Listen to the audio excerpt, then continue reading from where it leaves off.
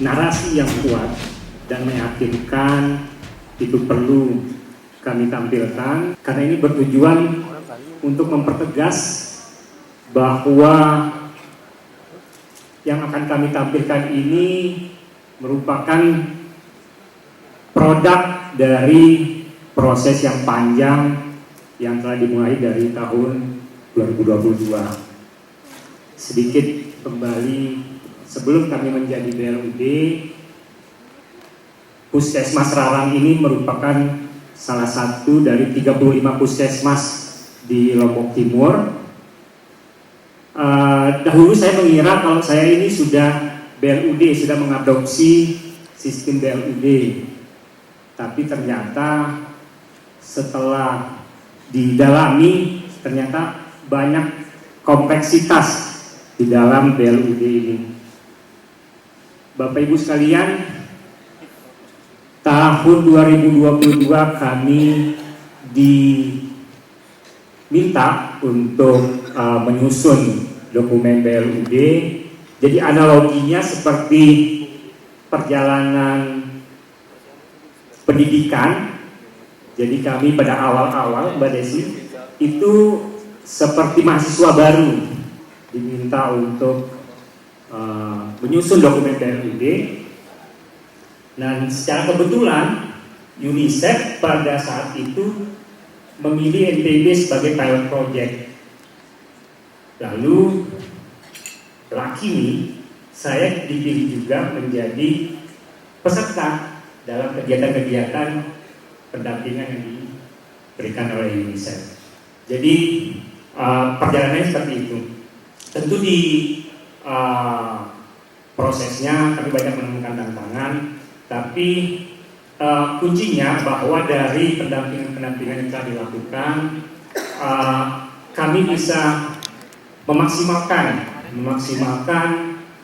baik itu dari fleksibilitasnya, tata kelolanya dan sebagainya, sehingga dalam prosesnya kami menciptakan sebuah inovasi. Saya yakin kita sepakat bahwa literasi kesehatan khususnya itu masih rendah. Sempat disampaikan juga di hari pertama dan hari kedua bahwa literasi itu masih sangat rendah, dan saya coba pengangkat dari peningkatan literasi kesehatan berbasis digital. Karena kita ketahui bahwa masyarakat kita hampir rutin mengkonsumsi sosial media.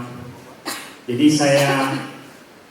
mimpi besar saya itu screen time masyarakat ini penuh dengan edukasi kesehatan. Mungkin awalnya di lingkungan atau di masyarakat puskesmas saya. Cuman karena ini sifatnya sosial media ini bisa dibuka oleh siapa saja. Jadi bisa juga berdampak baik itu di Kabupaten Lombok Timur itu sendiri maupun di Nusa Tenggara Barat. Seperti tema pada pagi hari ini juga, Mbak Desi, bahwa kami diminta skalasi inovasi pelayanan kesehatan terdesentralisasi. Saya harap bahwa inovasi-inovasi yang akan kami tampilkan ini bisa memberikan inspirasi kepada puskesmas-puskesmas lain.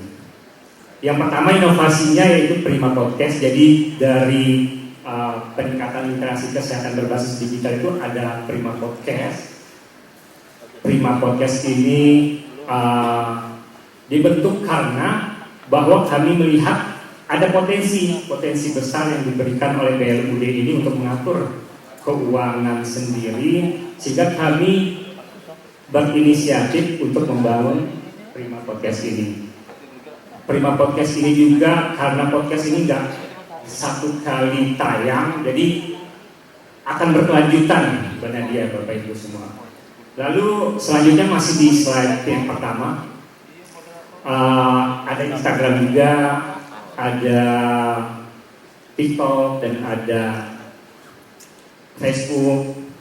Di situ kita aktif memberikan edukasi dengan konten-konten yang hilarious saya rasa, karena itu yang dibutuhkan. Nah, salah satu karena untuk mengukur capaian kinerjanya ini, bahwa inovasi ini dikatakan berhasil, kami perlu mengambil satu indikator yang terukur. Di sini kami coba mengambil dari data SPM tahun 2022. Kami berdiskusi dengan proses yang dari analisis masalah, identifikasi sampai dengan identifikasi masalah dan penentuan akar masalah dan sebagainya. Kami coba mengukur dari TB. Nah, di sini tuberkulosis itu capaiannya paling rendah 37,4%. Karena sekali lagi, untuk mengukur keberhasilan sebuah inovasi tentu kita perlu melihat indikatornya. Dan di sini deviasinya 62,6%. Next. Nah, di sini kami sudah coba membuat beberapa podcast, mungkin bisa dibuka juga di HP Bapak Ibu. Searching aja Puskesmas Serang, nanti di situ ada beberapa podcast. Karena mayoritas podcast ini juga tentang TB, Mbak Desi. Jadi kami dari tadi 37,4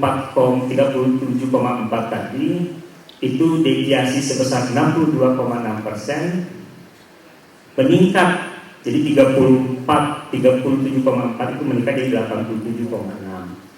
Dengan rincian di sini ada jumlah investigasi kontak di lingkungan pasien positif TB yang sebelumnya, sebelum ada inovasi, sebelum perbaikan itu hanya 188, lalu sesudah perbaikan itu 440. Begitu juga yang seterusnya, jumlah sampel data yang didapatkan, jumlah suspek TB juga awalnya 266, lalu setelah perbaikan menjadi 474. Nah, harapan kami ketika membangun inovasi atau meningkatkan literasi kesehatan berbasis digital, tentu semangat BLUD itu yaitu menggapai profit, tapi yang bermuara ke peningkatan pelayanan kesehatan. Jadi bukan profit yang sifatnya materi, tapi bagaimana cara meningkatkan kualitas pelayanan hingga masyarakat bisa mendapatkan pelayanan kesehatan yang berkualitas. Di samping itu juga kami mendapatkan benefit lain, yaitu podcast ini atau inovasi ini itu dilirik oleh media-media lokal, sehingga kami bisa terbantukan dalam menyebarkan informasi atau edukasi kesehatan. Itu bagian dari profitnya juga, Mbak Nadia, Mbak Desi, sehingga apapun kegiatan yang ada di Puskesmas Serang itu bisa disebarkan juga, bisa dibantu juga oleh media-media lokal seperti itu. Tentu dalam melakukan kegiatan-kegiatan itu harapan kami, Mbak Desi, bahwa memang BLUD ini perlu kolaborasi, karena bagaimanapun kegiatan-kegiatan ini kalau tidak didukung oleh OPD di atas kami, dan syukurnya bahwa UNICEF ini telah memberikan kita platform, jadi sehingga kita bisa bertemu apa yang menjadi kendala, apa yang menjadi harapan kami juga bisa didengarkan langsung oleh teman-teman dari OPD lain. Dari mungkin kita selesaikan terkait inovasi ini, cuma saya ingin menambahkan sedikit terkait dengan kendala, sekaligus saya rangkum dengan harapan-harapan kami juga, karena tadi saya juga sempat di diskusi sama teman-teman juga. Jadi selain daripada inovasi itu, mungkin dari sisi tenaga juga. Jadi kami perlu penguatan tenaga, khususnya di tenaga angkutan. Mungkin ini sedikit berbeda dari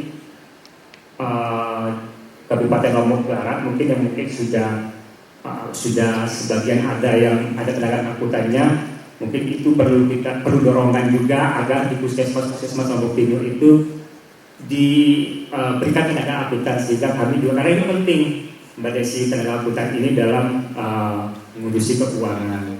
Selanjutnya diberikan reward terkait dengan inovasi, sehingga mendorong lagi teman-teman untuk melahirkan inovasi-inovasi baru.